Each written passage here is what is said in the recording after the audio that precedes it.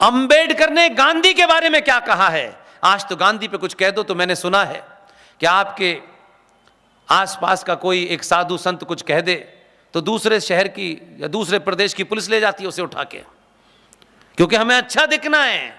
मैंने फिर कहा, किसी बड़े की शान में अशब्द नहीं कहने चाहिए, वो कितना भी बुरा आदमी हो, ये हमारी संस्कृति नहीं है। लेकिन अगर किसी ने कुछ कह दिया है तो ओ हो, महापाप हो गया।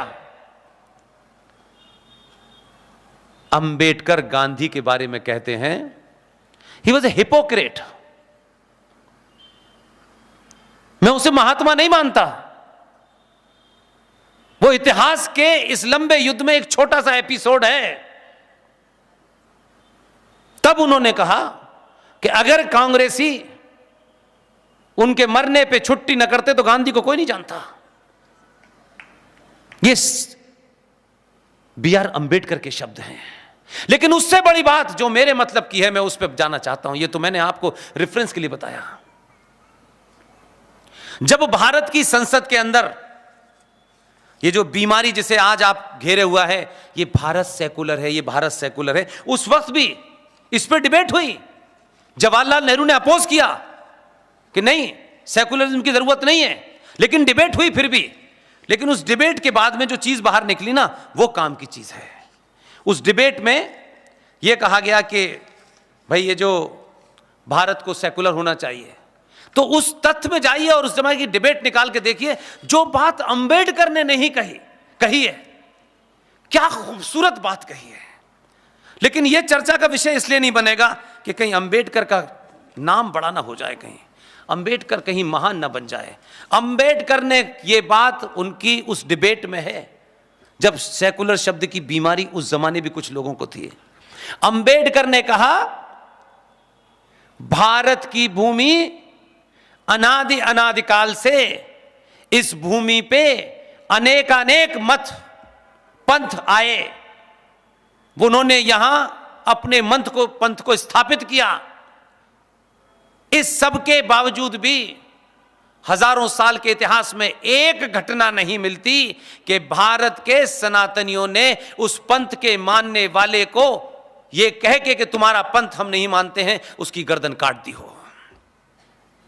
यहां आए, हजारों लोग आए, दुनिया में सताए हुए लोग आए, लेकिन कभी भी उनके मत के कारण, उनकी पहचान के कारण किसी की न हत्या की, न किसी को सताया, न किसी को इस देश से भगाया।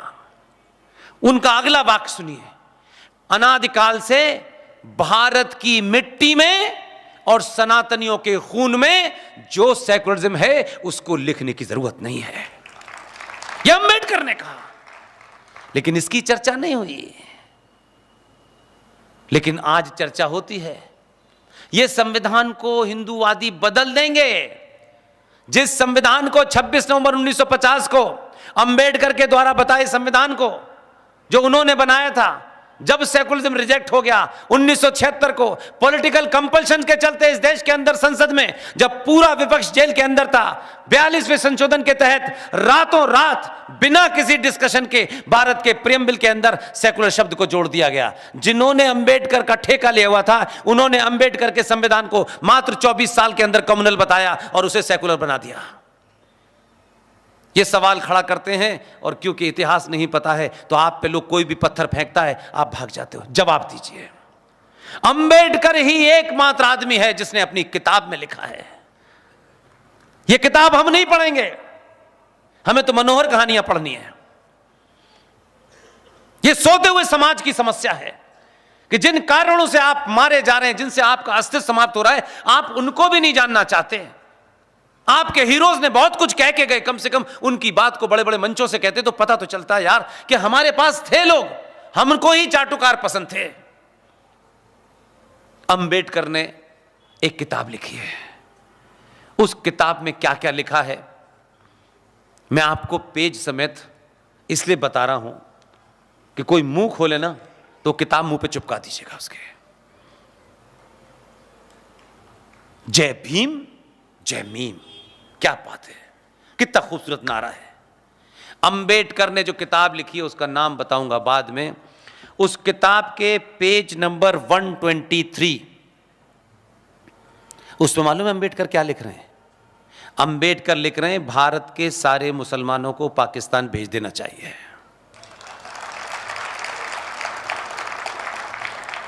पेज नंबर 125 पे अंबेडकर, BR अंबेडकर, जिसे हैदराबाद में छोटे भाई का पजामा बड़े भाई की शेरवानी पहने जो घूम रहा है, जो अंबेडकर को सर पे लेके घूम रहा है, उसके सामने सवाल रखे कि ये तुम्हारे पिताजी लिख के गए थे, अब बोलो जय भीम जय मीम। नहीं बोलेंगे। आप इंटेलेक्चुअली किसी को काउंटर इसलिए नहीं करना चाहते हैं, किताब पढ़ने से पहले आप उसके बारे में राय बनाते हैं। अच्छा ये कौन है, अच्छा ये अंबेडकर है, ये क्या लिखेगा। ये नहीं है। बड़े बड़े लोग बड़ा काम करके गए, आपने देखा नहीं। इस संचार क्रांति में यही फायदा हुआ है कि बिना पैसे खर्च करे भी आपको सब कुछ मिल जाएगा और आपको बिल्कुल क्रिप्स हो। इसलिए मैं आपको इतनी मोटी किताब पढ़ने के लिए नहीं कहूंगा, पेज नंबर समेत बता रहा हूं मैं आपको। उन्होंने आगे लिखा है, भारत में मुसलमान रहेंगे तो यहां कभी सांप्रदायिक शांति नहीं स्थापित हो सकती। पेज नंबर 125 और फिर लिखते हैं मुसलमान भारत के खिलाफ जिहाद छेड़ सकते हैं, पेज नंबर 297। अगर कोई सुन ले सत्ता के मुलाजिम तो सुबह खबर छपेगी कि पुष्पेन जी ने उज्जैन में रात के 1 बजे हिंदुओं को भड़काया और हेट स्पीच कही। यह खबर छपेगी। मैं कहां रहता हूं सबको पता है। तो ये इतने ही नहीं है, आप अभी खुश मत हो, ये भी तो बहुत है आपके खुश होने के लिए। तीसरा पॉइंट लिखते हैं, मुसलमान भारत के खिलाफ जिहाद छेड़ सकते हैं, 297। फिर लिखते हैं मुसलमान कभी भी हिंदुओं की सरकार को स्वीकार नहीं करेंगे, पेज नंबर 303। फिर लिखते हैं मुसलमान शरिया के कानून को देश के कानून से ऊपर मानते हैं, पेज नंबर 294। फिर लिखते हैं, ये अच्छी बात लिखते हैं जो आजकल ज्यादा चर्चा में है, बुर्के की वजह से, वो जो बुर्का है जिससे भाईजान से बचना है, बुर्के की वजह से मुसलमानों में यौन विकृति पैदा हो जाती है और वो इसके शिकार हैं, पेज नंबर 231। मुसलमान समाज सुधार के प्रबल विरोधी होते हैं, पेज नंबर 233 234। मुसलमान देशभक्त नहीं होते, 333 ये मालूम है किस किताब में लिखा है? ये अंबेडकर की किताब हिंदी में और अंग्रेजी में अवेलेबल है। और ना किसी को मिले तो मुझसे कह दीजिए, मैं कहीं से चंदा करके आपको भिजवा दूंगा। मेरी हैसियत नहीं है किताब खरीदने की, एक ही खरीद के पढ़ लूं यही बहुत है, और कोई काम नहीं करता। इस किताब का नाम है पाकिस्तान और पार्टीशन ऑफ इंडिया। उसमें यह सब लिखा हुआ है।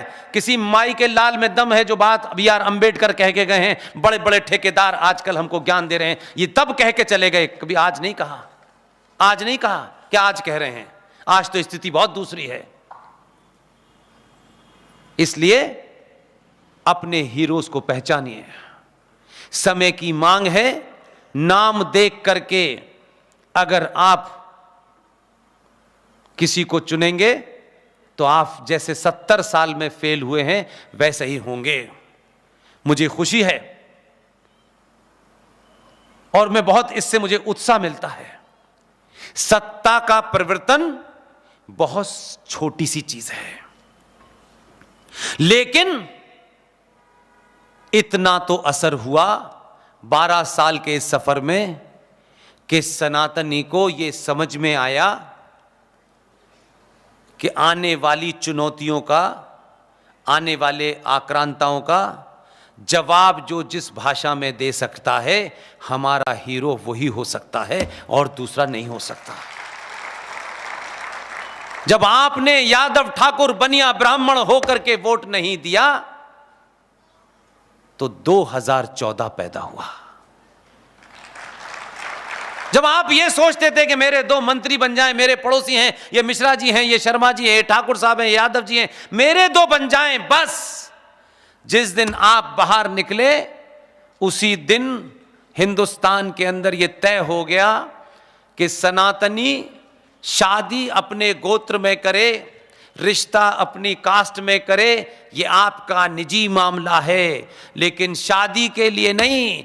जब राष्ट्र के लिए दूल्हा चुने तो गोत्र न देखे, सिर्फ ये देखे कि ये उसी भाषा में जवाब दे सकता है तो दें, और तब आपने चुना। और इसका बदलाव मैं अपनी आंखों के सामने देखता हूं तो मुझे इस बात की खुशी होती है। हो सकता है कुछ जातिवादी लीडर अपनी दुकान चलाने के लिए कहीं कहीं कोई नैरेटिव बनाते हों, वो हैं अभी भी, लेकिन एक बड़ा वर्ग ये मानता है जाति मेरे कर्म से तय हुई थी। इसलिए जो फौज में जब फौजी मर के लौटता है, जब वो वीर गति को प्राप्त होता है और आपके शहर में से उसका शरीर निकलता है, तो कोई एक माई का लाल बताइए जो ये पूछता हो कि ये मरने वाला यादव था, मरने वाला ब्राह्मण था। सब उसकी प्रति श्रद्धा के भाव से देखते हैं। तब कोई नहीं पूछता है कि ये फौजी कौन मरा। जो फौज में चला गया उसकी जाति दलित थी, अहिर थी, यादव थी, नहीं पता, वो सिर्फ फौजी है और फौजी छत्री होता है और कुछ नहीं होता।